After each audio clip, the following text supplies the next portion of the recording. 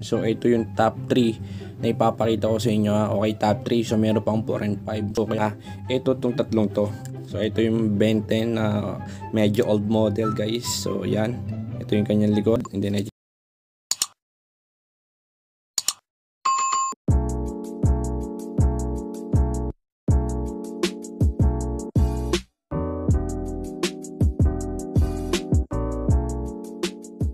so yun na kasi, welcome back to my channel. For today's vlog, on the spot na lang to. Hindi na ako mapapakita sa inyo kasi bibilisan lang natin itong vlog na to. So may nagtanong sa atin dyan sa comment section. Papakita ko na lang pag nag-edit na tayo. So yun nga, ano doon yung mga ginagamit kong pamato sa Pogs Texan. So ito yung top 3 na ipapakita ko sa inyo. Okay, top 3. So meron pang 4 and 5. So kaya ko lang pinakita tong 3 kasi ito yung pinakamadalas na gamitin ko pagdating sa Pogs Texan.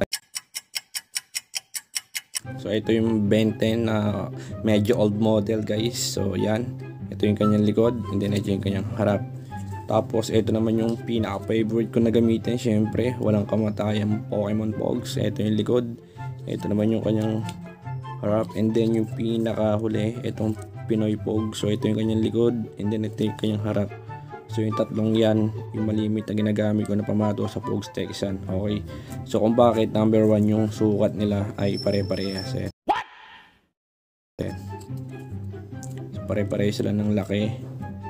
And then yung likod ay madaling tandaan. So pag nakita nyo yung ganyan likod na yan, and then ito na yung kanyang harap. So hindi siya nakakalito. So yung tatanungin nyo kung bakit ito yung napili kong tatlong Pogs na pamato sa Pogs Texan, ito may very own opinion lang naman. Opinion yun nga, bukod dun sa yung sizing niya, yung texture niya pati yung pagka build quality. So yung build quality niya hindi ganun kaganda, pero yung kanyang likod, yun yung lagi ko tinitignan kasi yung likod madaling tandaan. So yun yung mga pinaka number 1 aspect ko na pwede ko siyang gamitin na pamato. So kapag hindi maganda yung likod niya, hindi ko siya gagamitin na pamato. Halimbawa to, ito yung likod niya, 'di ba? So ito yung kanyang harap. So kung titignan mo, pare-parehas, halos parang ito, parang mukhang harapan na siya imbis na mukhang likod. Okay, so kung nagigets niyo yung pinaka point ko, yun na yun. So yun na nga, lalo to, napakadaling tandaan. Ben 10 Pogs.